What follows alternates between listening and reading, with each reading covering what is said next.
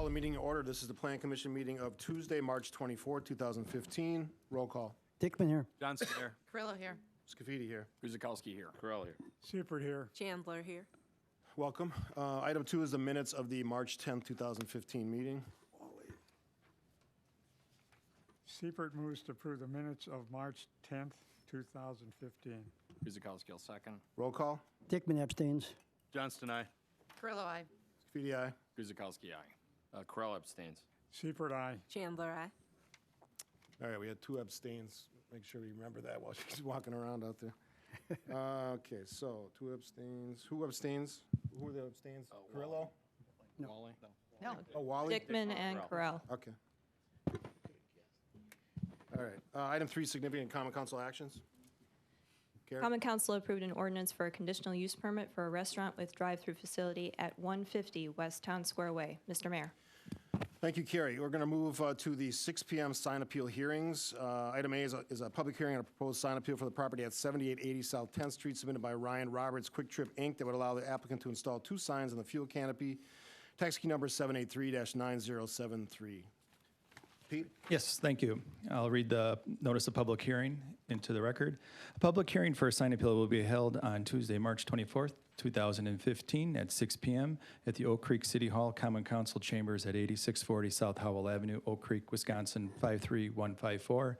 The appellant is Quick Trip, Inc., tax key number 783-9073. The property is located at 7880 South 10th Street. This is to request a variance from section 17.0706 sub I, sub 3, which states that gasoline or service stations may provide 1 ground or pole sign displaying the name of the station and the brand and price of gasoline sold.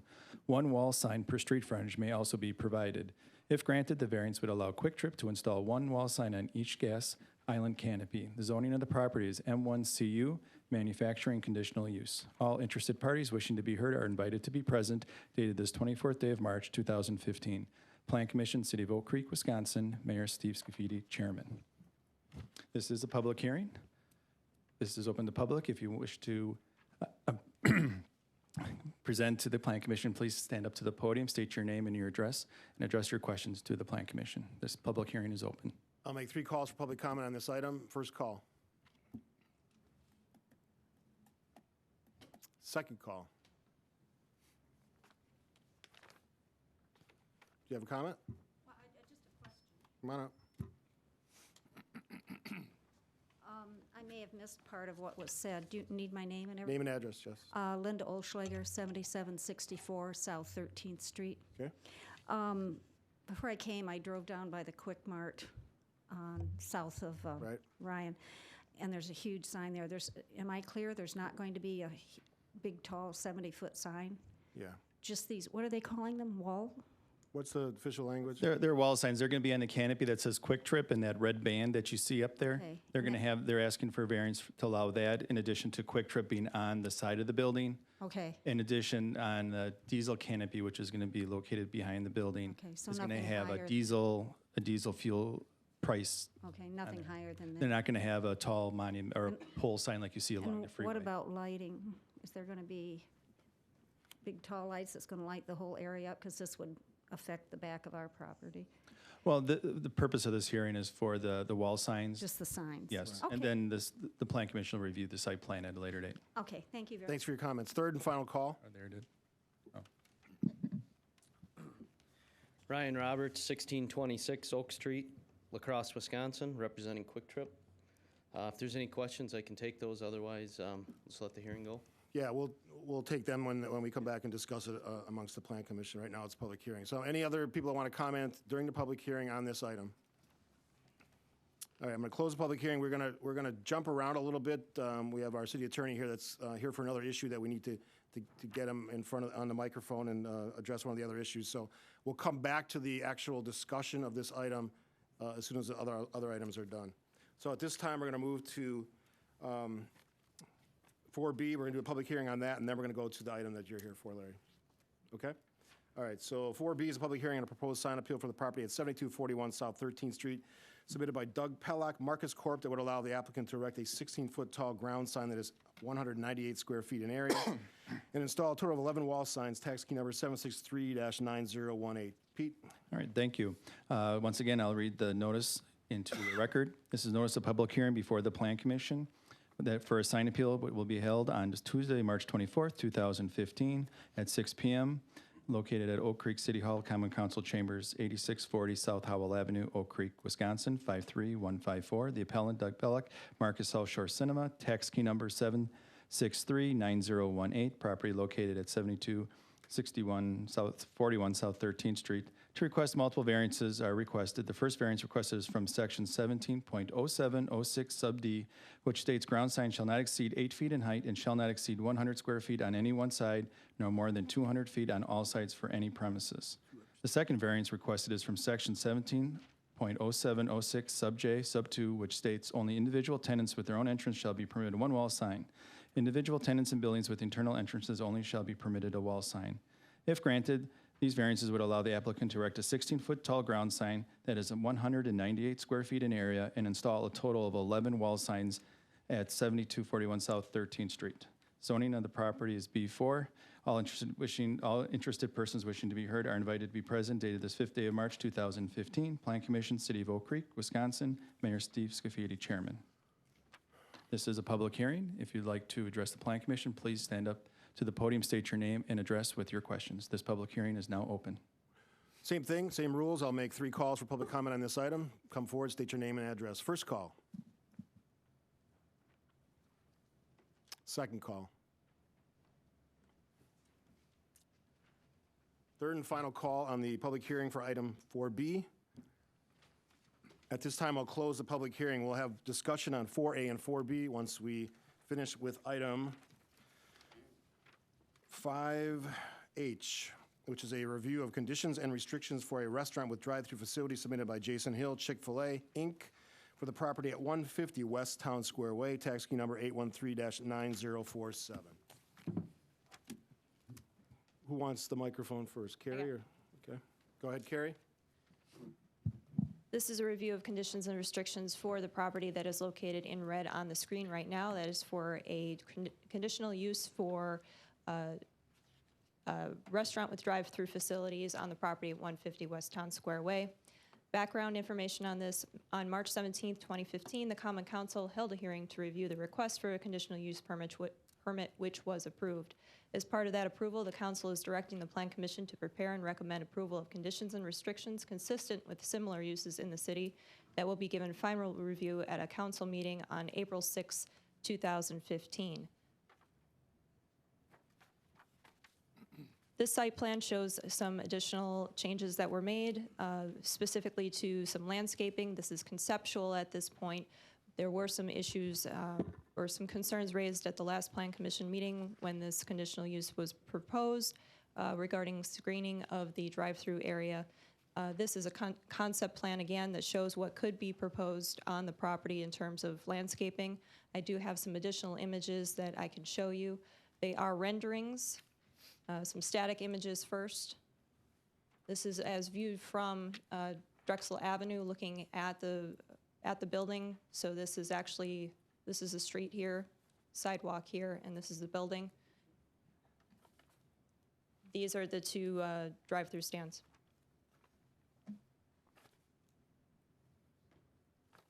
Another image showing the potential landscaping screening.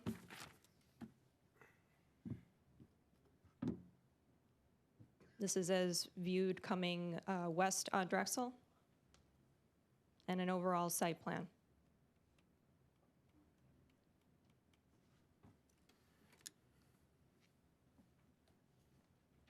If the Plan Commission will turn to the proposed conditions and restrictions, if there are any questions, I can certainly answer them. There was one other issue that I wanted to, not issue, just one addition that I wanted to make clear to the Plan Commission. Just for clarity's sake, there will be some language added to the appropriate sections where the Plan Commission has the authority to make some adjustments. That is the authority granted by code, just to make this clear within the conditions and restrictions what the Plan Commission is able to do when we come to site, building, landscaping, and sign plan review.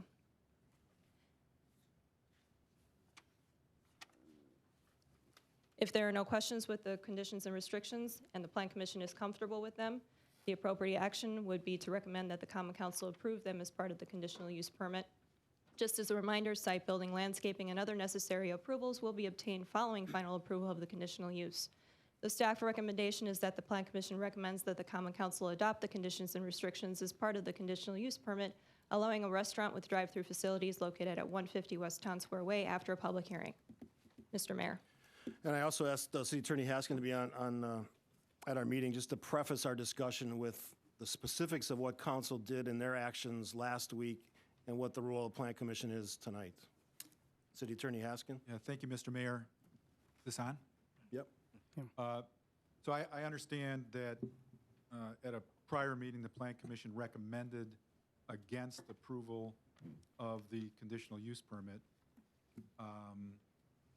So there may be some issues as to what exactly the role of the Plan Commission is at this meeting.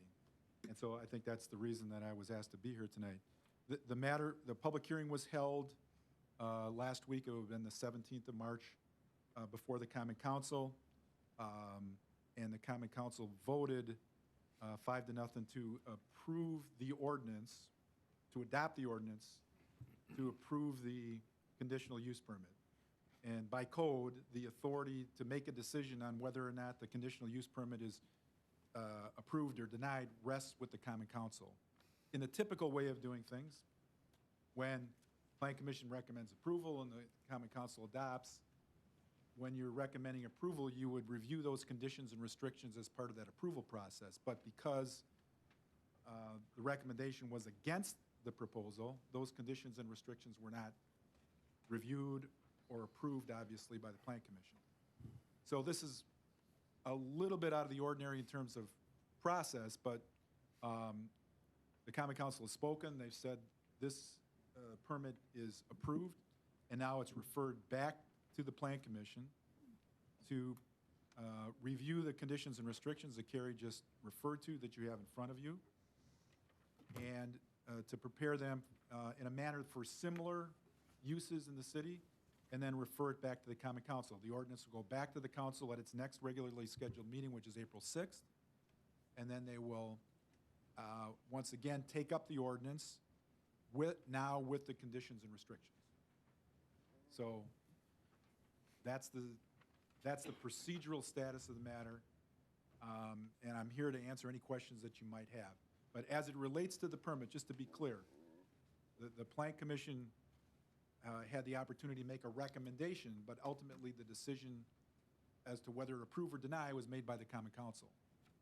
And now it's time to get conditions and restrictions imposed and placed into the ordinance. Commissioner Dickman. I guess this for Carrie. You know, normally we have very standard conditions and restrictions, and then you modify them for the specific area. What specific areas were modified in this particular one? Because this is the first conditional use to be submitted for Drexeltown Square, the entire document has been created from scratch. Okay. It was using the conditions and restrictions template that we normally have as a base, and then modifying it to incorporate the appropriate portions of the Drexeltown Square General Regulating Plan and Development Plan. Okay, thank you. Other questions for City Attorney Haskin or general questions on the item 5H? Commissioner Chandler. So I have a question. Since planning, since we did not recommend, I guess I'm still unclear how we can then go and approve or not recommend again the conditional use permit, since our first vote was no. Well, because the Common Council has spoken, they made a decision that this is the appropriate use for this location and said that the conditional use permit would be authorized. The role of the Plan Commission then, under the ordinance, is to make a recommendation on what conditions and restrictions would apply. So it's almost like if you compare it to being a member of a governmental body makes a decision, maybe you voted against the proposal, but once the decision is made, then the obligation of everybody on, let's say it's the Common Council, is to support that decision. So now the Common Council has spoken. There needs to be conditions and restrictions imposed. So it's the Plan Commission's role to take up these conditions and restrictions and recommend them to the Common Council. Ultimately, the council then will act, and they often do. They'll often change particular provisions in the conditions and restrictions as part of the approval process, or tweak them or adjust them or whatever. But it's still the role of the Plan Commission to make this recommendation back to the Common Council. Okay, thank you. Commissioner Correll? And thanks for the detailed explanation. I think we get it. The point is, then, why doesn't the council just make the restrictions? And we obviously had a different outlook on things. We all understood going in. I think the statement was even made, we're going to deny it, they're going to approve it. I mean, if the restrictions, I don't want to spend a lot of time on it. If we have a different vision, why don't they just do it at the council? Because the ordinance says that the Plan Commission should make a recommendation on the conditions and Okay. restrictions. And I'm ready to make a motion. Any other questions? Can we move? All right, then you can move on 5. Correll moves that the commission recommends that the common council adopt the conditions and restrictions as part of the conditional use permit, allowing a restaurant with drive-through facilities located at 150 West Town Square Way after a public hearing. Guzekowski, will second. Guzekowski seconds. Roll call. Dickman, aye. Johnston, aye. Grillo, aye. Scafidi, aye. Guzekowski, aye. Correll, aye. Seifert, aye. Chandler, aye. Thank you, City Attorney. Appreciate it. All right, so we're going to go back now to 5A, which is the consideration of a request for a sign appeal for the property at 7880 South 10th Street, submitted by Ryan Roberts, Quick Trip, Inc., that would allow the applicant to install 2 signs on the fuel canopy, tax key number 783-9073. All right. Mayor, you've covered the summary quite well. We already did the public hearing. Right now, we're just going to bring up the graphics so you can take a look at exactly what Quick Trip is proposing to put on their canopies. Yep. Can you pull that up a little bit? Was it Ryan? Why don't you come to the podium?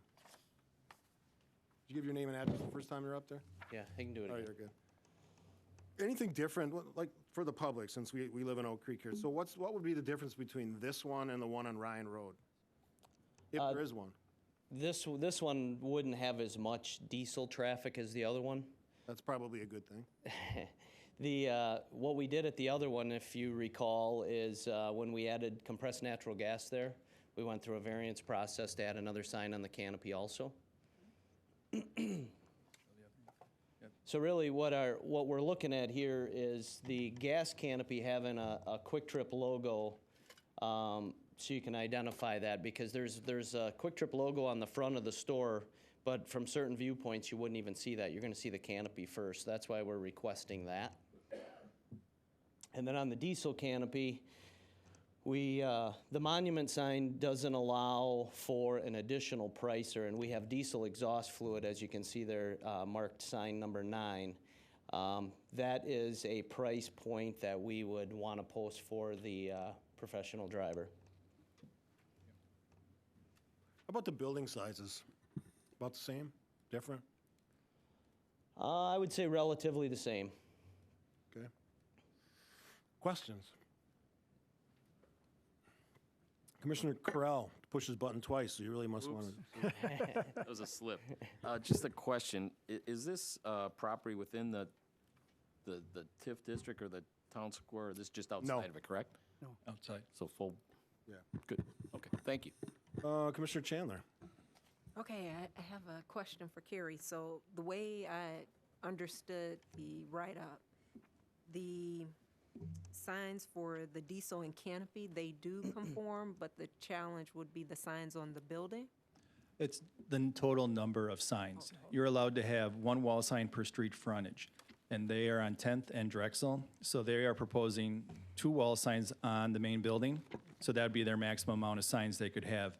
Tonight, they're asking for additional signage to be placed on the canopy. There would be additional wall signs. So there's the Quick Trip with the red stripe, and then another one is that the diesel price one in the corner. We don't consider enter and exit. We consider those directional signs. Just for diesel, it's important that they go in the right way. So tonight, we're looking at allowing Quick Trip to have 2 additional signs, wall signs on the property. Since they would be limited to 2, they're looking for a total of 4. So is there another sign that's, what is it called?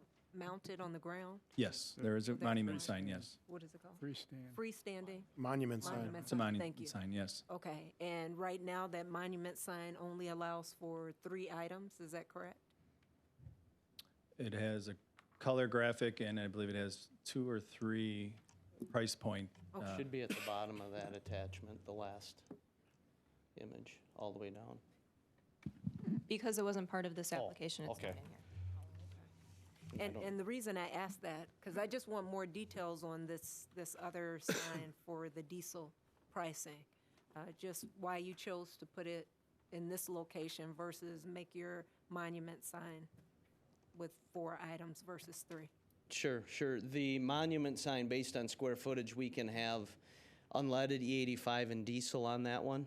And this is another price point for the professional driver. We could drop E85 or whatever, but, you know, this is a point that really only the trucks would see, so that's why we place it on the canopy.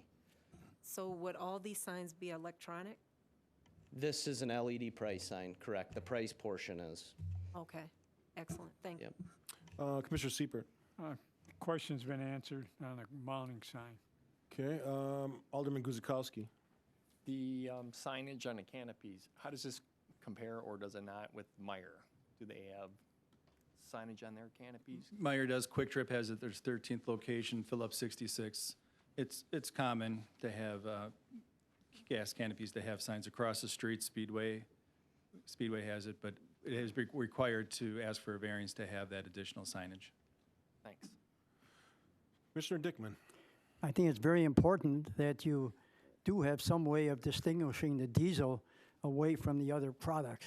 Because I've been to some gas stations where they actually have one pump where they got the 3 regulars and the diesel is another one. I found myself almost reaching for the diesel. This way it'll, highlight that this is diesel, this is where you go if they need it. Yep. Okay. Yep. Other questions? If none, motion on 5A.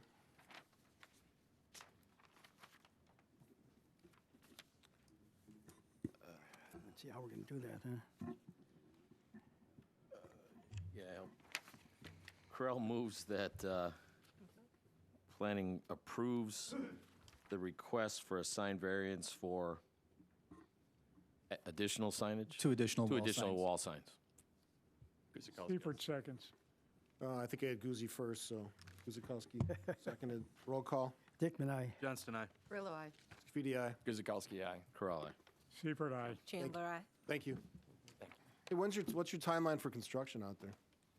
I think it's late fall open, Oh, okay. I can tell you. Pretty quick. Quick trip.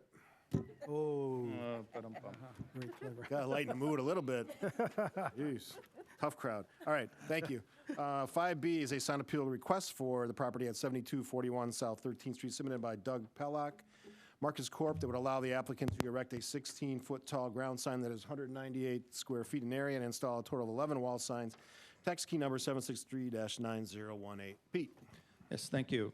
If you recall, back in December of 2014, the Plan Commission approved a variance allowing South Shore Cinema to erect a 11-foot tall monument sign, as well as a total of 9 wall signs on the building to allow for the 2 additional restaurants and additional advertising for South Shore Cinema.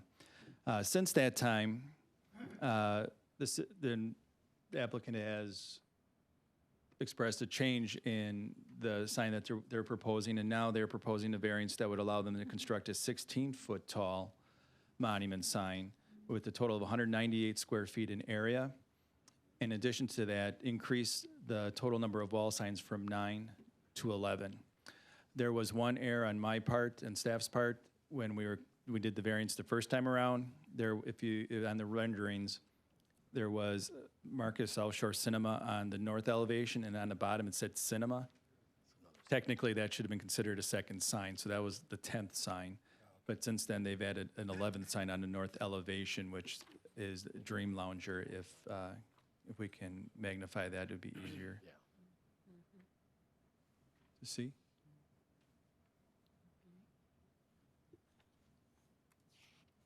Thank you, Carrie.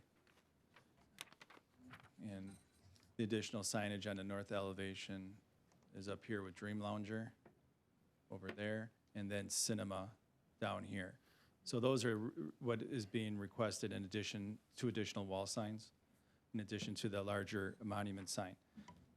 The applicant did provide me some color graphics that we'll hand out regarding some of the context in which the existing wall sign or monument sign is in and why they're requesting the 11-foot to the 16-foot. So with having said that, I will turn over to the applicant to explain additional. So that old sign is how high? 23, Okay, the new sign that's proposing is, 16. okay. And I would argue that the old sign is ugly and the new sign is much better looking. Agreed. And the design of this monument sign is still the same as before, just increasing by 5 feet. All right. Applicants here, welcome. Yes, David Baum with Schrader and Holt Architects, 311 East Chicago, Milwaukee, Wisconsin. The reason why we're with you today is a reconsideration for the monument sign mainly and to clarify the number of signs on the building. The theater interior is actually under construction now. The executives from Marcus were out touring it one day this winter, and as they drove up, they experienced this photo, which is our next door neighbor with all of his snow piled up in front of his driveway. What you see in there is the bottom of the existing sign is completely covered up. That would be this image. The whole bottom portion is blocked by the neighbor's property.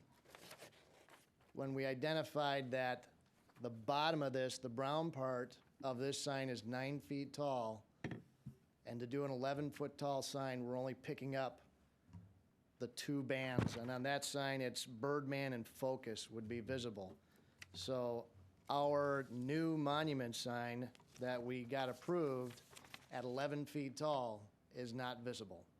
So Marcus wants to raise it up so that at least the Marcus South Shore and the reader board pop up above that area. So bringing it up 5 feet. The bottom signage, the Dream Loungers, the Take 5, the Sephiros, they're okay with that being seen as you drive in, but they want the top part visible as you're driving down the road. The sign is exactly the same, basically put it on steroids and raised it up. So we're still under the total allowable signage for this site, but these considerations came in after we got it approved, so we'd like your reconsideration on that. Okay. Commissioner Correll? I'm glad Marcus is driving around because it looks pretty common sense. And it's still much better than the old sign, so I don't have any issue. Yeah, and I guess for the audience or even for anybody, most of those signs you're talking about in that north exposure aren't visible from 13th Street. No. And they're really not visible much on College unless you're really looking at them. Or from the freeway, I guess you can see them. Correct. Which I think is what those signs are intended for. Yes. Yeah, so people know there's a theater there, a remodeled theater with a lot of different features. So I actually like the improvements. You know, I don't know how long that theater's been there, but I actually built that theater when I was just starting out 27 years ago. So it's about 25 years old. so it needed an upgrade. Yeah. So I think it's welcome. Commissioner Dickman. Okay, back when we had this discussion in December, I brought up the point that I didn't think the signs that were on the west side of the building were very relevant because you're going past on the freeway, you can barely see them. Now you want to put the same signs on the north side. So I'm saying, why not have the signs on the west side and let the signs on the north side serve even more of a purpose than what you think is happening on the west side towards the freeway. And the monument sign is great. It's replacing a pole sign that we want to get rid of anyways. So the monument sign, as far as I'm concerned, is fine. Sure. So I'm just looking at the number, you know, and I said I brought it up at the December, I think it was 9th meeting, I believe it was. Yes. We had it, yeah. Okay. Yes, the Marcus organization believes that any signage on the interstate is going to be viable signage. It may be a little smaller, but certain people will be able to see it and identify, even by the shape of it, that there's something special going on. And you'll come to identify the Dream Lounger logo by the shape of it, even though you're not reading it at 75 miles an hour, but you'll still be able to identify it. I said at that time, I don't agree with that because you mentioned the same, I don't know if it was you, but whoever was here mentioned the same thing, that they felt over time people would recognize the logo. Okay, Right. so I'm saying I still don't agree with that, but I want to let you know, where I'm coming from. Right. Alderman Guzekowski. Real quick, going back to the original picture that you're showing us here, so right now the sign comes up to the bottom of Birdman. What will it take it up to? Each of those white bands are about 12 inches tall, so we're raising it 5 feet, so you'll get up to 50 shades? about McFarland. Okay. No, you're not gonna get up to 50 shades, no, Okay. no, Let's not go there. no. You're somewhere between McFarland and Kingsman is where we're at. All right. So that our video monitor gets above the brown on that sign. Okay, thank you very much. Sure. Commissioner Chandler. Okay, I heard you earlier when you said that there was a snow issue blocking the sign. Can't you just move the snow to a different location and then you don't have the to old- change? It's not our property, we can't do anything about it. There's landscaping buried under that snow too, and that's gonna grow up over time, and our best issue is to just raise the sign up a little bit, because we can't control what happens on our neighbor's property. Did you talk to your neighbors about the snow? No, my understanding from that site is they only got certain areas they can go with their snow, and they're not gonna haul it off, and we're not gonna haul it off. It just gets plowed to the front, and that's where they put it. Okay. Other questions? Commissioner Siepert. Yeah, I agree with Wally. The signage on the west side, to me, is really not that visible on the expressway. You drive by, and I did it today, and I didn't really see anything or recognize anything there. There's nothing on there right now. I know there's nothing there, but putting signage there, I don't think you're really gonna notice it that much. So, I think, and you probably drove it during the day as well, I think when you put signage on a freeway and you light it up at night, that is something that people will notice because it's going to stand out. Correct. The next thing south on the east side is the Assembly of God Church, which has a nice logo facing the freeway. And on the other side of the street, I don't know if there's anything that has a sign. So I disagree. I think it will stand out. I actually think all of the suggestions you've come forward with, and one was just kind of a redo based on something that we missed, our staff missed. I think they are improvements, and I do think they help your business, which ultimately is what I care about. Right. The fact that you are a good business, and you want to make sure we do everything to draw people in. Love the fact that you're redoing the theater. Love the fact that you're telling people that the theater's there. We always assume everybody knows where everything is in Oak Creek, but if you don't know the city well, or you move to Oak Creek, signage is what some people will recognize. Correct. Commissioner Correll. I rarely disagree with the senior statesman, Mr. Dickman. But I think that the signage, I kind of make it similar to that Burger King that we changed. It almost becomes part of the architectural design plan. It's part of it. I don't know who's reading it, but it kind of makes you know the theater's there. So in this instance, I think I'm not reading the sign, but it adds to that attraction. I agree Right. with the It's a branding. branding. There you go. I agree with improving the signage. Steve, could I make a motion? I got one more I don't- question. Okay, go ahead. Commissioner I'm the one that Johnson. brought up. I'm waiting for you to comment. make your first motion, though. That shows that you're fully back. Oh, yeah. It's been answered. Thanks. Asked and answered. All right. Then I don't see any more questions. So Commissioner Dickman. Okay, Dickman makes a motion that the planning commission grant a variance allowing the applicant to erect a 16-foot tall sign, ground sign that's 198 square feet in area, and install a total of 11 wall signs at 7241 South 13th Street. Guzekowski, a second. Roll call. Dickman, aye. Johnston, aye. Grillo, aye. Scafidi, aye. Guzekowski, aye. Corral, aye. Seifert, aye. Chandler, no. All right, fill that theater up. Thank you. All right, moving to 5C, the temporary use permits. Request submitted by Larry Schutz, Westview Gardens for a seasonal flower mart garden center at 7501 South Howell Avenue, tax key number 782-9036. Pete. Thank you. As the mayor summarized, the Westview Gardens is requesting a temporary use permit that would allow them to operate a garden center in the parking lot of Classic Lanes at 7501 South Howell Avenue. This is the 5th year in a row that West Gardens has operated their greenhouse at this location. There have been no complaints about the operation. We have had some conditions to the approval to help control signage. And so staff recommends that the Plan Commission approve the temporary use permit for the temporary garden center at 7501 South Howell Avenue with conditions 1 through 4. Applicant is here, welcome. Larry Schutz, 1247 51st Street, Caledonia. Full disclosure, I bought flowers from you last year. They grew. Blue salvia, I think. You actually chased them down for me because I didn't see them in there. So thank you for that. I actually like these garden centers because they serve a really direct purpose, right? People are all planting their gardens. They want to have access to all different kinds of flowers. Some of the places have different ones than other ones do. Some of the chains have things that you don't have and vice versa. So I actually think there's a lot of value. I know they're very popular. What are we up to, 4 of them in the city, 3 or 4? I like them, so I don't have a big problem with them. Mr. Chandler. I just have a question about signage from last year. What was used? Or was there a sign? Well, I think the council asked me to upgrade. I had a plywood sign that said flats $12.99, and then I went to a sign place and had like a vinyl sign that I had kind of adhered to a piece of plywood, but it was a little bit nicer done. That was the only change that was made. And I just want to make sure I understand the verbiage in the document, that we're recommending no sign at all now? No, the condition number 3 is to allow 1 sign no larger than 32 square feet be approved. The very first year the garden center was there, at one point they painted the hoop house, clearance. So a lot of people didn't think that was improving the character of the neighborhood. And he also had a white van that had signage on the side of it. So as a result of that first year, we requested that it be reduced to 1 sign and not to exceed 32 square feet. And the applicant has followed that.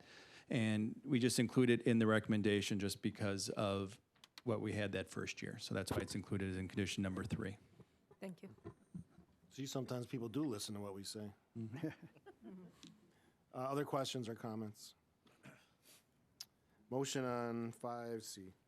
Correll moves that the commission approves the temporary use permit for the temporary garden center at 7501 South Howell Avenue with the following conditions. 1, that all building and fire codes are met. 2, that the temporary use shall expire on July 4th, 2015. Okay. 3, allow 1 sign no larger than 32 square feet. And 4, that the applicant obtains a tent permit prior to opening. Seifert seconds. Roll call. Dickman, aye. Johnston, aye. Grillo, aye. Scafidi, aye. Guzekowski, aye. Correll, aye. Seifert, aye. Chandler, aye. All right, 5D, I'll let Carrier Pete read it. Next 2 are utility related.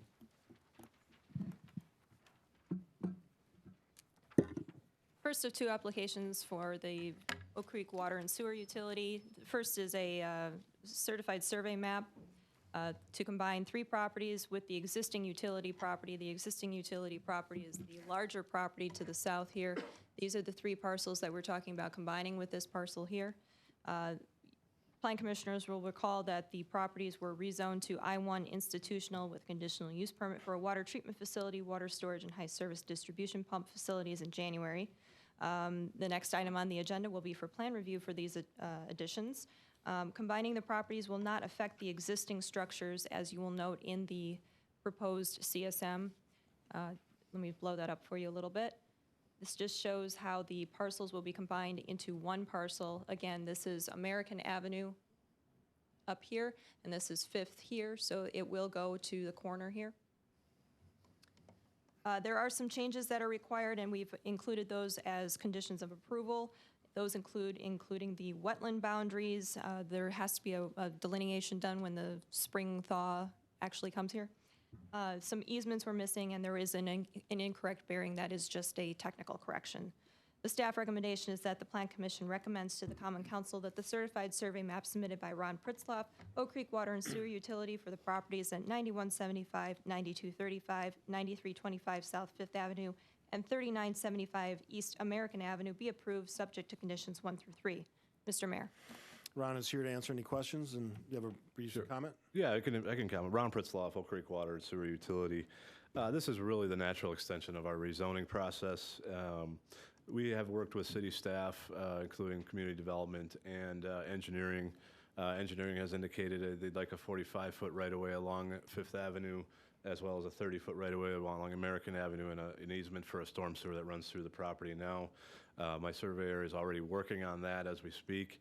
As far as the wetlands, like Carrie said, we can't delineate those until we get a thaw, so we can actually visually see where they are. So once we get a thaw, or a decent thaw anyway, we will go out and we'll get those delineated.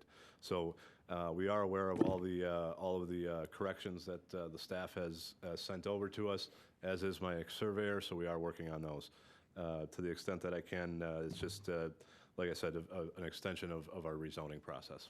Okay, questions for Ron? Mr. Degner, yes, come on up. Arden Degner, 8540 South Pennsylvania Avenue. This is another instance of a city property that's being developed, ignoring the future use and need for sidewalks. Yes, it's a luxury. We don't need them on that side. And yet, we all know that this Lake Vista development is not going to be smooth. There's going to be houses, there's going to be across the street. I would have you consider putting a sidewalk along the city property. There was no sidewalk put in when the police building was built. What is it? It's difficult to approach now with all the buildings. There was no sidewalk when these West High School was built. It never could approach it from pedestrian as the city grows. Thank you. Thank you for your comments, Mr. Degner. Anything else? Oh, come on up. The only thing I would add is that the rezoning, or the CSM itself has nothing to do with sidewalks in this matter. Right. But just general, we try to add sidewalks wherever we can. We're actually done a pretty good job of that, as you can see as you drive around the city. So I always respect Mr. Degner's comments about sidewalks, because they do make people safer, I think, as keeps kids off the street. So I get that. But sometimes those things take time. So you'll see things develop, and maybe 10 years later when you actually see the sidewalks go in. But right now, we're not talking about that. But I appreciate your comments. Anything else on that item? Motion. Dickman makes a motion that the Plan Commission recommend to the Common Council that the certified survey map submitted by Ron Pritzloff, Oak Creek Water and Sewer Utility, for the properties in 9175, 9235, and 9325 South Fifth Avenue, 3975 East American Avenue be approved with the following conditions. 1, that all wetlands are delineated and boundaries are included on the map prior to recording. 2, that all easements are included on the map prior to recording. And 3, that all technical corrections, including the updated bearing on sheet 3, are made prior to recording. Chandler seconds. Roll call. Dickman, aye. Johnston, aye. Krill, aye. Graffiti, aye. Guzekowski, aye. Corral, aye. Seibert abstains. Chandler, aye. 5E, Pete, or Carrie.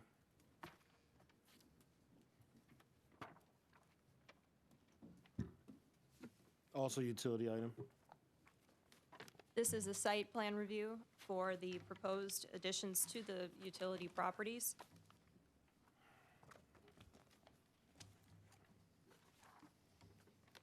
This is showing the general site plan for the proposed additions. So as you can see, there is going to be, you can't really read it here. Let me blow it up a little bit.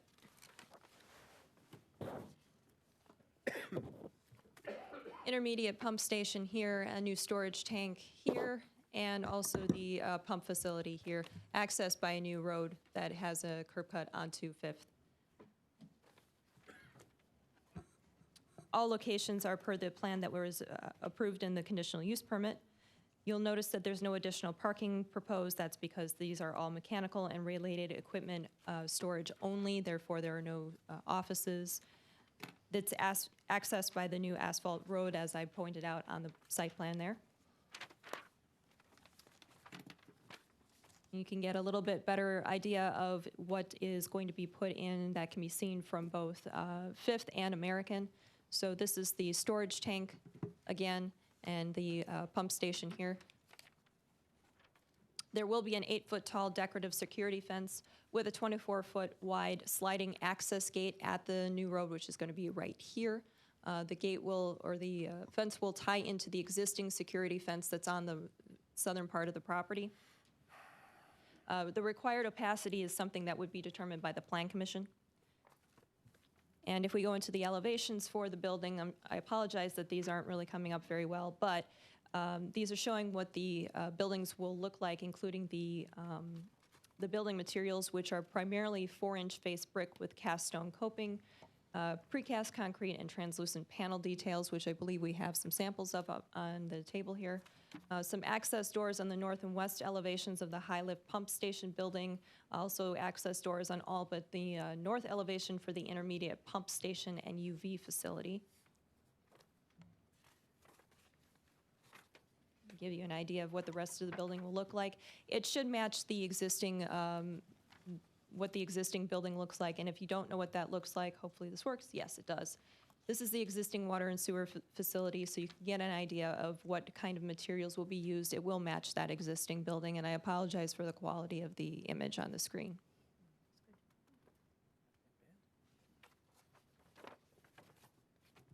And give you an idea of what the storage tank will look like. That will be located behind the high-lift pump station building. It will be seen from 5th and American due to its height, which is 45 feet to the center of the dome. It will be primarily painted ephes to match the 4-inch red face brick columns. Tan cementitious coating on the dome and panels will match the cast stone. What will require a 3/4 majority approval is the use of ephes as a primary building material on the water storage tank. We have received landscaping plans that show additional landscaping that will be around the storage tank and the pump station. It also includes the addition of a stormwater detention basin. So this is some more detail for that landscaping. Screening is on a berm that you can see kind of coming around here. That's to screen the facilities from this single-family residence right here. There is some additional screening. These are ornamental, evergreen, and also flowering trees that kind of scatter through to the storage tank. The additional vegetation that is around the detention basin. There's a screen of vegetation on this side to screen the pump station from American. Also, there is a 2-foot, I believe, 2-foot wide landscape area around the building. Staff is recommending that actually be moved so that it's on the other side of the fence. In other words, on this side of the fence rather than along the building itself.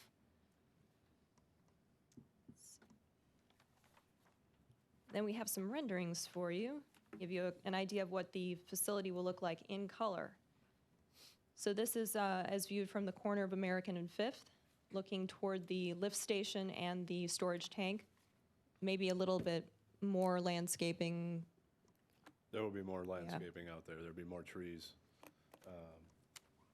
and more landscaping in general. Are you working with the resident? Yes, yeah, I met with him on Thursday as well. Yep, he's here. Did you get a copy of this? We saw. Okay. You can pick up, you can have mine if you want it. It shows all the stuff that's up on the screen. Okay. So you're pleased? Yes. Good, that's not, you weren't that pleased last time I talked to you. That's good. Progress. This is another view from the street that'll show the high-lift pump station. You can just see the dome for the water storage tank over the top of this. You'll see that this is the landscaping proposed.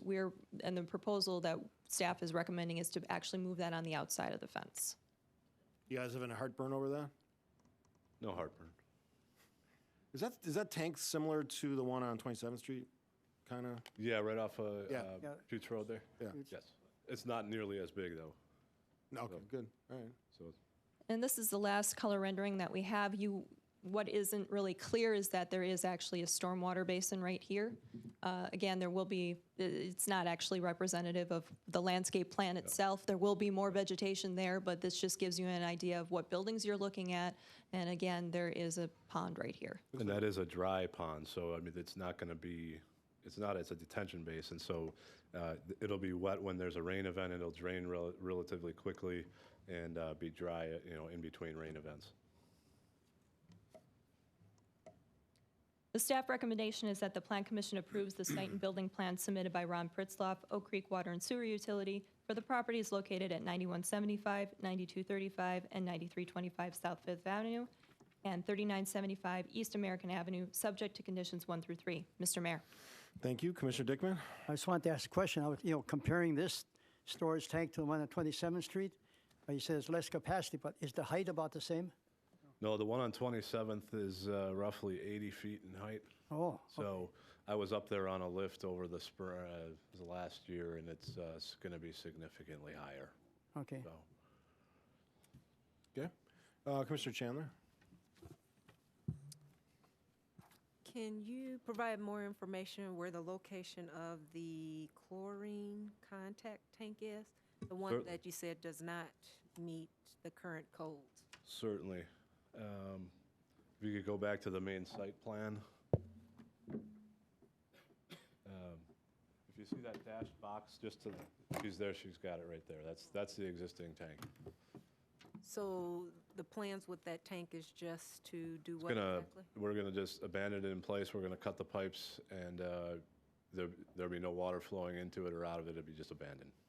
Is there a reason why it's not being removed? Cost, you're looking at about probably $500,000 to $700,000 to remove that. Okay. And then for the pump station, the UV pump station, can you give us a little information about this station? Sure. Right now, our plant works solely on gravity, and in order to get the UV disinfection going, we can't operate through gravity to pump it to storage. So we have to add intermediate pumping. That intermediate pumping will occur before the water actually goes through the UV system. So it'll pump it through that system and then into the storage tanks. And the UV light is, just another means to disinfect the water, and mainly for Crypto, Giardia, those types of bacteria. So are there any safety issues using this type of technology? No, there is if you could have a lamp break, in which case, mercury would be coming out of that lamp, but we do have a bypass to capture that. And so we are all set in terms of keeping that from entering our public water. So will anyone have to enter this area? Yes, yeah, I mean, it'll be maintained regularly on a daily basis. It'll be checked daily. You're not going to walk. It's not going to walk. You're not going to walk into. Are you visualizing like a lighted building with this? No, what it happens it goes through a pipe, and then these lamps are inside the pipe, and the ultraviolet light's going into the water as it flows past. So there's not a big tank in there where there's a light shining down on it, if you will.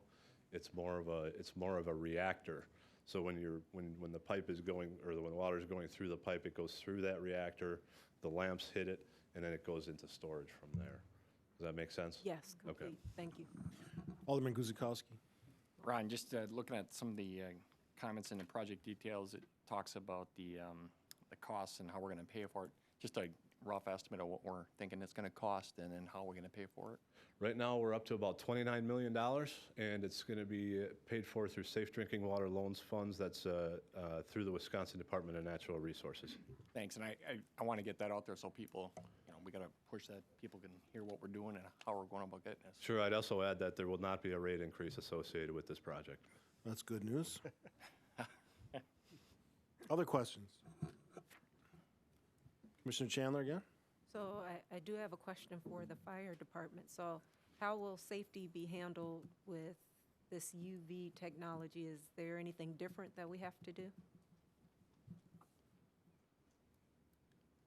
Operationally, from our perspective, no. The utility has always been very proactive on their safety procedures at the plant, and actually they serve as the on-site experts for ourselves. If there would be a response there, we would look to them for guidance. With any type of new technology, we look to the plant ownership to provide the fire department with information or any responses that might be out of the ordinary. And we anticipate no changes in this particular case.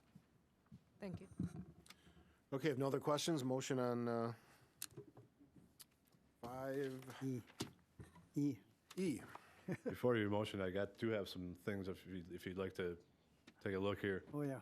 I did have a mock-up of, this is what the brick will look like, same thing as what As the we're regular counting building, now. yeah. And the high service pump station, and the intermediate, this is the windows that are going in. You see it's a translucent, you can't see through it, so, but, Looks like brick. Yeah, same brick, yeah. All right, any question? Oh, Commissioner Chandler had a question on it? I do have a question. Do we meet the requirements for the materials used? For the most part, the only thing that needs a three-quarter majority approval is the use of EFS on the storage tank. Which is consistent with what they have in other, they could answer this. I've got Richard Siebers. you got to come up and identify first. I got Richard Siebers, he's our architect from CH2M Hill, and he's also worked on these plans extensively. Richard Siebers, do I have to do my address? 5918 North Lydell, Whitefish Bay. The exterior of the tanks no longer have any EFS. It's a cementitious coating. And with the horizontal bands that will be the same color as the brick, and there'll be vertical 4-foot elements of brick that extend 20 feet tall to the lowest band. So the entire exterior is going to be all cementitious coating, no EFS. It's going to be a little more durable. All right. Thank you. Anything else? All right, now a motion. Corral moves that the commission approves the site and building plan submitted by Ron Pritzlaff, Oak Creek Water and Sewer Utility for the properties located at 9175, 9235, 9325 South Fifth Avenue, 3975 East American Avenue, with the following conditions. 1, that all building and fire codes are met. 2, that stormwater and grading plans are submitted for approval by the engineering department prior to issuance of building permits. 3, that updated landscaping plans are submitted to the Department of Community Development for review and approval prior to the issuance of building permits. Guzekowski, I'll second. Roll call. Dickman, aye. Johnston, aye. Grillo, aye. Scafidi, aye. Guzekowski, aye. Corral, aye. Seipert abstains. Chandler, aye. Just for the public's information, Commissioner Siebert abstains because he's on the Utility Commission. So that's his conflict there. All right, thank you. Thank you. Yeah, you're welcome. Moving to 5F is a rezone and conditional use permit amendment. It's a request by RJ Bass, Go Right Way, to rezone the properties at 7380 South 13th. Actually, the address is as listed on South 13th, from B4 Highway Business and RS3 Single Family Residential to M1 Manufacturing with a conditional use amendment to expand the existing private bus service yard. Tax key numbers as listed. This request for rezone is actually to match the existing zoning on the properties for the existing business. So this is a property that currently has the M1 zoning with the conditional use, and these are the 3 properties that are being proposed for the rezone. The properties were combined via CSM in February. Currently, the Go Right Way property has a conditional use permit for private bus service storage yard. The rezone and the CSM are in anticipation of expansion of the business. Excuse me. This is a concept plan for how the business will expand. As you can see, the original property is about right here, and the expansion would be on the 3 parcels up here. Again, this is a concept plan, so we have to understand that this will go through site, building, and landscape plan review at a different time. We'll have more details with that moving forward. There are conditions and restrictions that have been submitted as part of this for your review and approval. First would be a conditional use description to be a little bit more specific based on the master plan that's been submitted. The conditional use would be for private bus, van, and sedan service storage and maintenance yard. And if the Plan Commission will turn to your proposed conditions and restrictions, there are just a couple of items that I'd like to draw your attention to. I can find them. One would be on page 4 of 6. I'm sorry. If we go to page 2 of 6 under parking and access, A, access to South 13th Street shall be coordinated with Milwaukee County. Then if you go to page 4 of 6, under J, Buffer yards. A buffer yard shall be created and maintained along the entire west property line for a minimum width of 20 feet, which is in addition to the required setbacks from the South 13th Street right-of-way in accordance with Section 170205 sub D of the municipal code, which would require basically a buffer along this side, understanding that they would have to incorporate their stormwater ponds. This is to screen from the residential properties that are across the street. And then if you turn to page 5 of 6, just some clarification on building and parking setbacks. This is taken from, it's actually amended from the original conditional use permit, just giving some additional clarification about where buffer yards are required. Also, no accessory structures in the front yard. Under 9 on page 5, signs shall conform to the provisions of the code, except where buffers are required. And then finally, on page 6 of 6 is just saying that the permitted use is for the private bus, van, and sedan service, storage, and maintenance yard.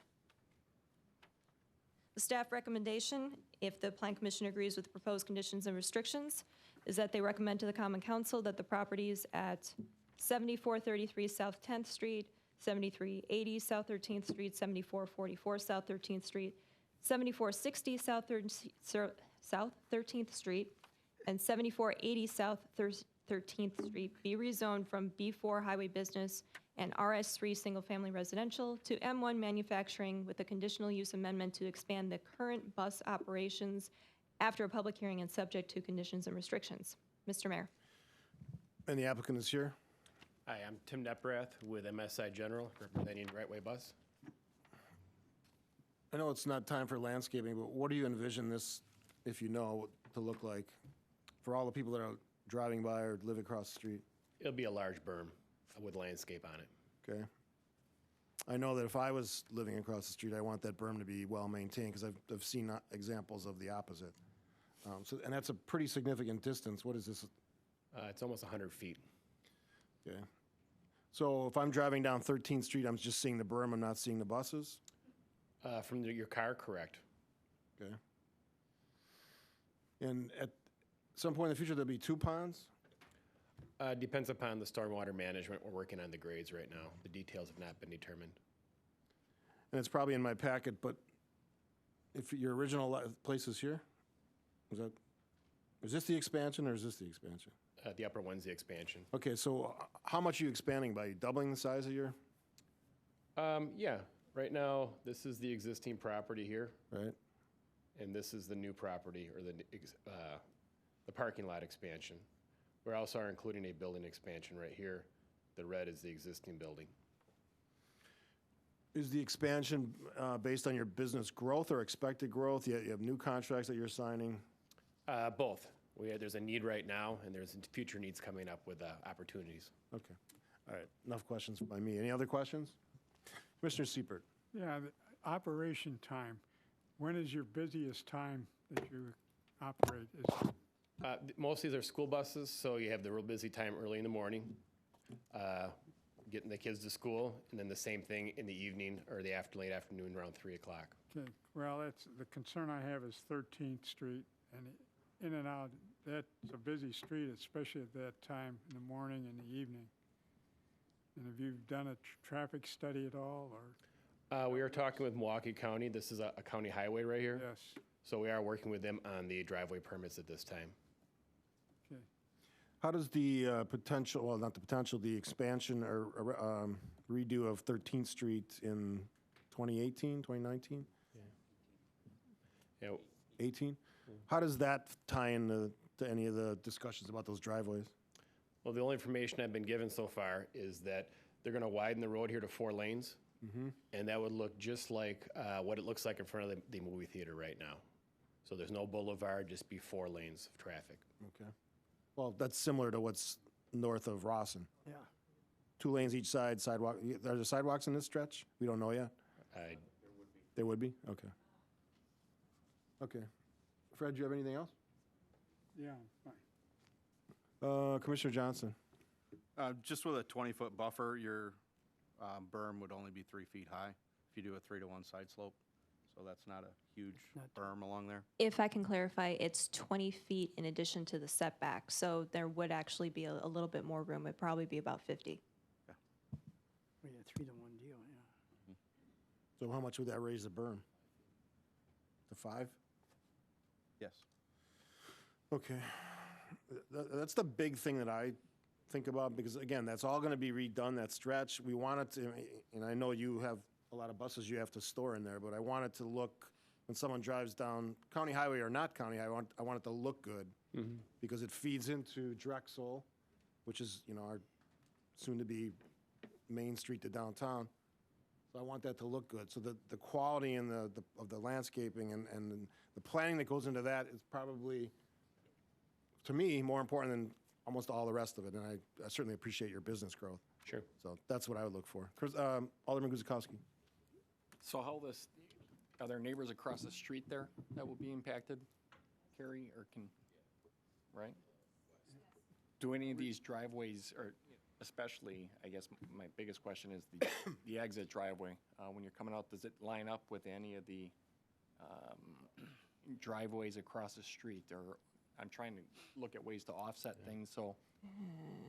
Okay. I don't have driveways on this map, I apologize. Okay.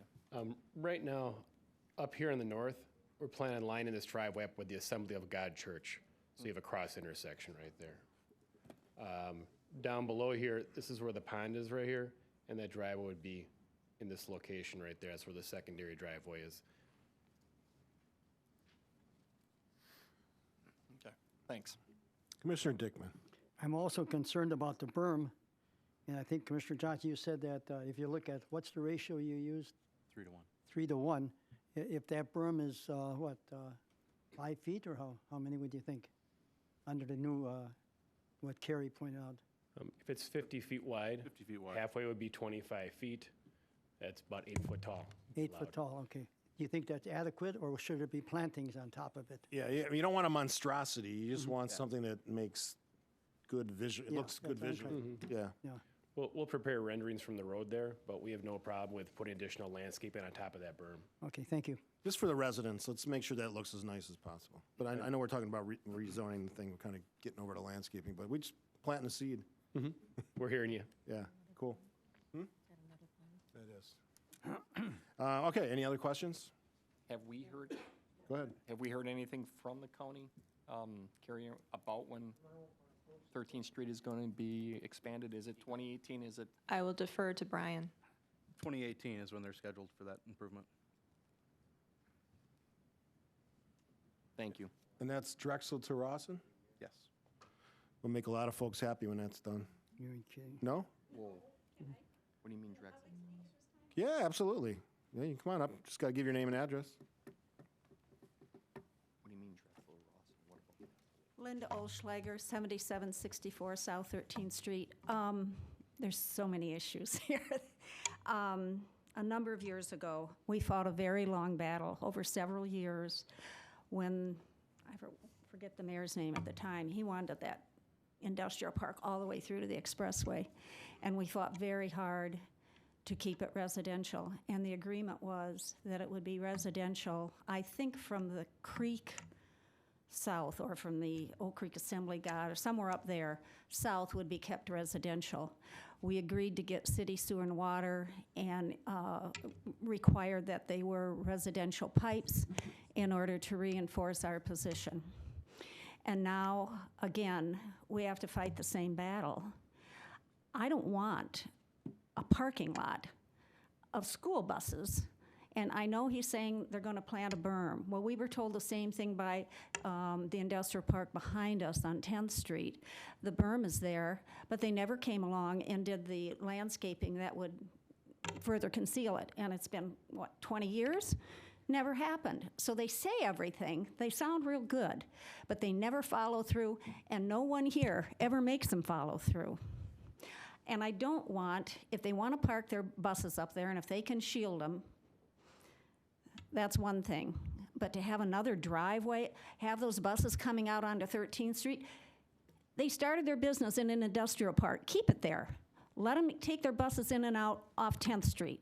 They can go out down to Rawson, they can go down to Drexel. And the whole other issue, which isn't here today, and I understand that, no, I don't want 13th Street widened. I certainly don't want sidewalks that I have to shovel and I have to maintain, and we're almost 80 years old.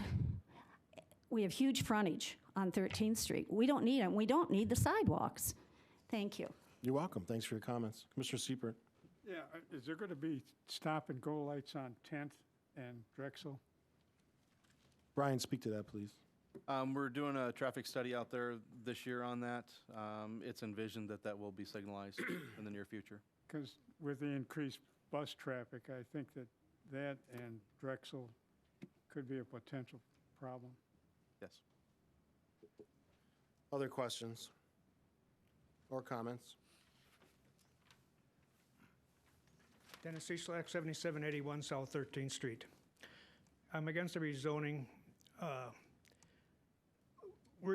As residential people, we're being squeezed right now from all directions. And it goes back to that it's supposed to stay residential to the creek, but I know things change. Watching the school buses coming off of 10th Street on the Drexel Avenue, now that we have the on and off ramp over there, I'm waiting for an accident to happen. Whether the lights come there or not is another thing. I don't know which way the buses would head for on when they come on 13th Street, but if they're going to have to cross and go south, that is an accident looking for a place to happen. We do have like I said, there's a few residential places on 13th Street. Some of the children are still going to school, and the school buses are stopping. And it's a raceway. Drexel Avenue is a raceway now that the on and off ramp is over there. I walked that in the morning, and this traffic is just horrendous. If you really do consider or do something like this, there's a lot of questions and safety issues that have to be taken care of. That's it. Appreciate your comments. Other questions from the commission? Motion on 5F.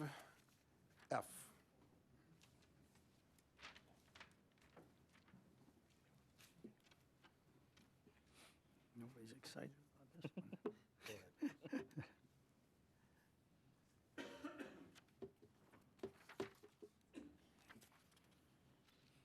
Someone's got to make a motion. You're saying one way or the other, right? Okay, Dickman will make a motion. The Plan Commission recommend to the Common Council that the properties at 7433 South 10th Street, 7380 South 13th Street, 7344 South 13th Street, 7460 South 13th Street, and 7480 South 13th Street be rezoned from B4 Highway Business and RS3 Single Family Residential to M1 Manufacturing with a conditional use amendment to expand the current bus operations after a public hearing and subject to conditions and restrictions. Need a second? Crowell, second. Roll call. Dickman, aye. Johnston, aye. Grillo, aye. Graffiti, aye. Guzekowski, aye. Corral, aye. Seifert, no. Chandler, no. All right. Where did he go? Again, I'll make the point. Those folks deserve to have that look proper for the fact that they live there. You don't live on that site, so make sure that the time you spend in the next months, that we're looking at how we can make that look better. Okay? All right, thank you. Mayor, Appreciate it. Just a question, Mayor? Sure. To that, I mean, with the information that we're given at this time, my concerns with that safety, we're going to get more information when this comes back to us, obviously. Yes. This is step one. Yes, they will be back for site building, landscaping, signage, all of that. Okay, thank you. Okay. All right, final item of the evening is 5G. It's a rezone and conditional use request by Joe Titkotsky, Villa Healthcare, to rezone the properties at 8380, 8400, and 8432 South 27th Street from B2 Community Business and B4 Highway Business to RM1 multifamily residential with a conditional use for a skilled nursing facility. Tax key number is 831- tax key numbers as listed. Carrie? The properties that are under review for this particular application are highlighted in red on the screen. It's just a portion of some of these properties, as you will notice in the property exhibit here. So this is showing the southern part. So this is Honadel. There we go. This is Honadel Boulevard here. It does not include all of this property, and it only includes a small portion of the property over on this side, which is 30, 8380, I'm sorry. Nursing home facilities are conditional uses in the RM1 multifamily zoning district. This is a concept plan showing you what the proposed facility could look like. CSM, site building, landscaping, signage, and related plans will be submitted at a later date. The proposal is for a one-story, 78,710 square foot facility with 72 units and 138 beds. A small portion of 8380 at South 27th Street is included in here, and that is primarily to allow some room for a detention basin and buffering on this side. I will zoom in so you can get a better idea of what that looks like. Again, this is just a concept plan, but it gives you an idea of what the facility would look like. The proposed density is within the limitations for the district for efficiency in one-bedroom units. They're proposing two new curb cuts onto Hanadel Boulevard. That would allow some flow of traffic around the building like this. I just lost my place, I'm sorry. There was a suggestion for the property owners to secure a cross-access easement at what I said was Colonial Woods Drive. It's actually Forest Hill Avenue. So that's further north, and that would allow future access to 27th Street via an existing cul-de-sac. It's a suggestion, it's not included as a requirement. Parking is provided, is shown at 96 stalls. They're expecting about 50 employees at the peak shift. The number of proposed parking stalls is based on requirements for institutional and related uses. What the Plan Commission will be required to rule on, though, is that the zoning is for multifamily and not institutional. Housing for the elderly under residential uses requires one space per dwelling unit. Taking employee parking requirements into account, this would equate to 122 parking stalls. Having said that, we want to make sure that we avoid overbuilding parking, but it'll be up to the Plan Commission to determine whether or not the proposed number of stalls at 96 is sufficient for the use. If the commission agrees that the rezone and conditional use are appropriate for this location, staff will prepare conditions and restrictions for review at the April 14th Plan Commission meeting. The staff recommendation is that the Plan Commission recommends to the Common Council that portions of the properties at 8380 South 27th Street, 8400 South 27th Street, and 8432 South 27th Street be rezoned from B4 Highway Business to RM1 Multifamily Residential with a conditional use for a skilled nursing facility after a public hearing and subject to conditions and restrictions. Mr. Mayor. And the applicant is here. Yes, Edward Johnson, PDC Midwest. Talk to me about the people who would be living in this facility. What are we talking about? This is a skilled nursing facility. These would be people that do require care. They would be a little bit further along with their needs, similar to memory care, but needing additional help from staff. So there wouldn't be residents who would be leaving the property? They would No. Regarding the parking requirements, if that's what you're getting to, residents, most of them no longer can drive or have license, and resident cars will not be on site.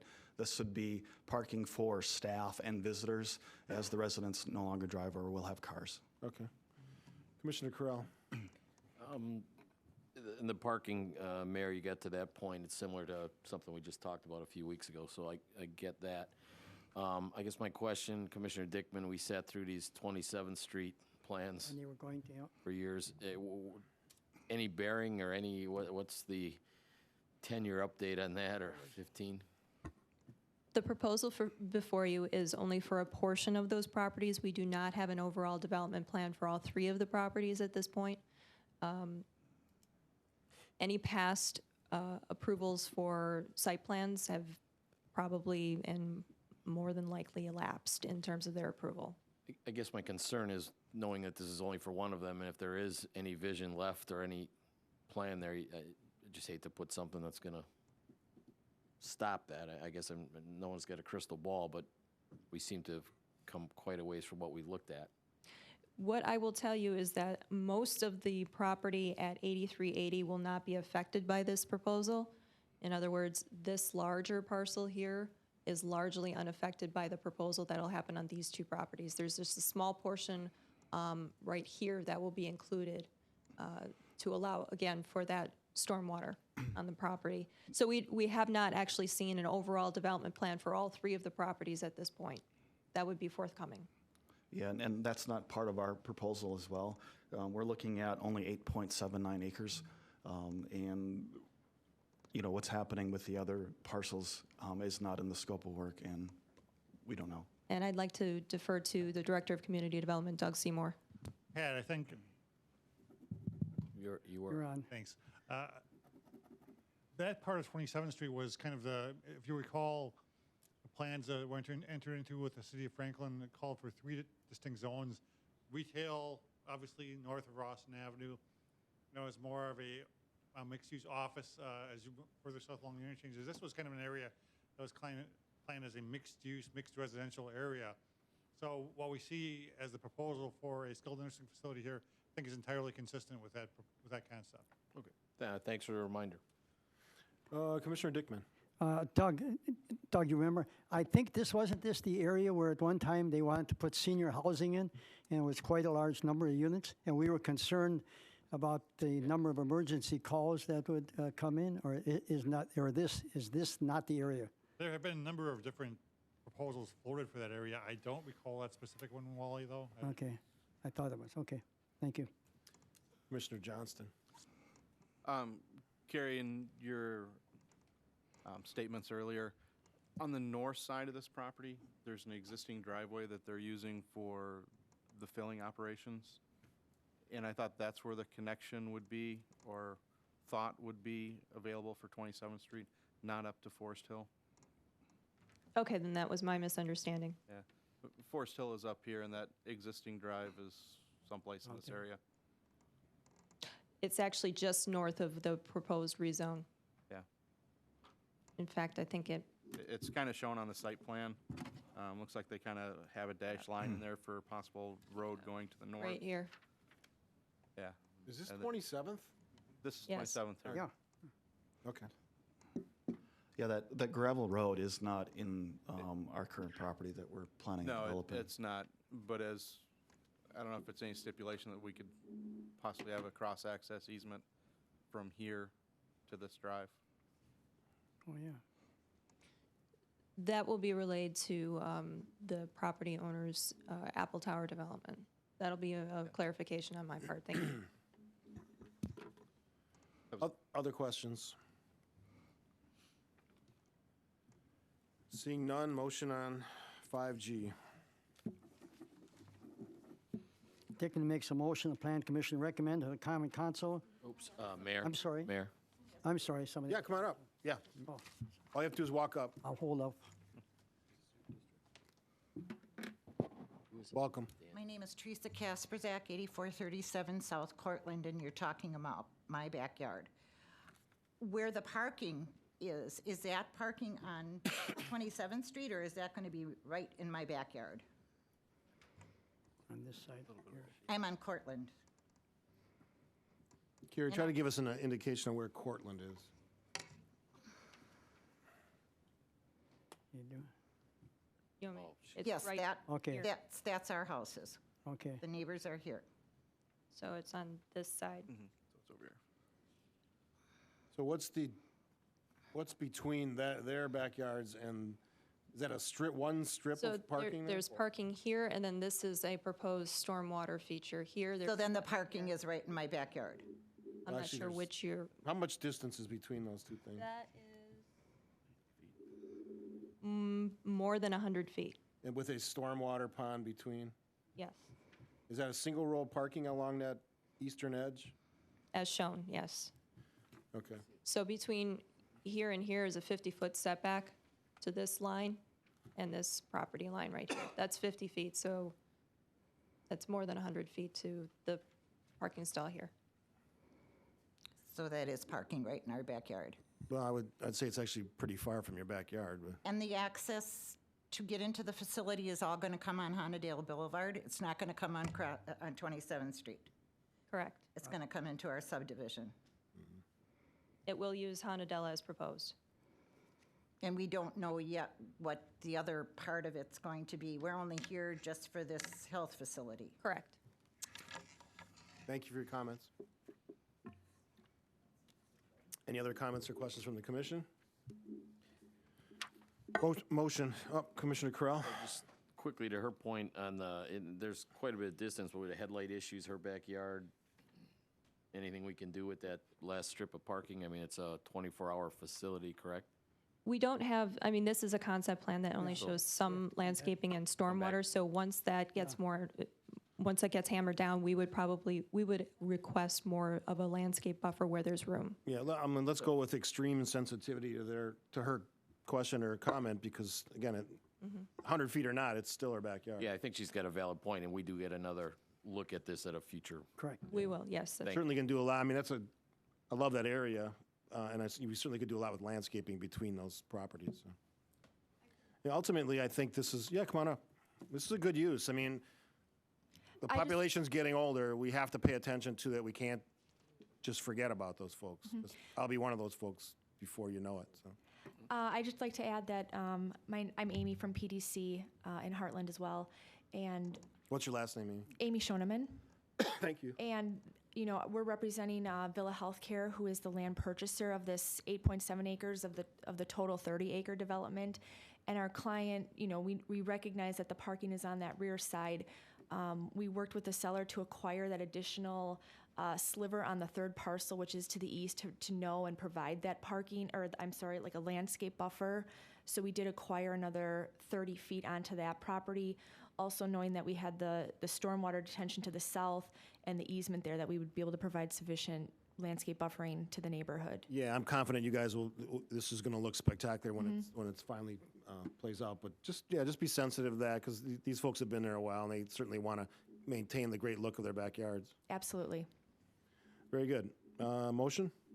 Okay, Dickman will make a motion. The Plan Commission recommends to the Common Council that portions of the properties at 8380 South 27th Street, 8400 South 27th Street, and 8432 South 27th Street be rezoned from B4 Highway Business to RM1 Multifamily Residential with a conditional use for a skilled nursing facility after a public hearing and subject to conditions and restrictions. Guzikowski, second. Roll call. Dickman, aye. Johnston, aye. Grillo, aye. Scavidi, aye. Guzikowski, aye. Corral, aye. Seifert, aye. Chandler, aye. Before I go to motion to adjourn, I just wanted to say I attended the service for Betty Copeland this morning. Betty served the city for 20-plus years as an alderwoman, and she served on nearly every commission and committee that we ever had. And outstanding lady, hard worker. She represented the people in the first district like nobody has ever represented them. She would go to your house. She wouldn't just talk to you on the phone. She'd go to your house and have that conversation, which is a good thing. So I just wanted to say we will miss Betty. She was an outstanding public servant. We need more of those as well. But thanks for all her great work, and she was a great person. All right, motion to adjourn. Carrillo moves to adjourn at 7:29. Corral, seconds. Roll call. Dickman, aye. Johnston, aye. Grillo, aye. Scavidi, aye. Guzikowski, aye. Corral, aye. Seifert, aye. Chandler, aye. Thanks for watching. We'll see you next Tuesday. I didn't know she passed. Actually, next Monday night. Special meeting, right?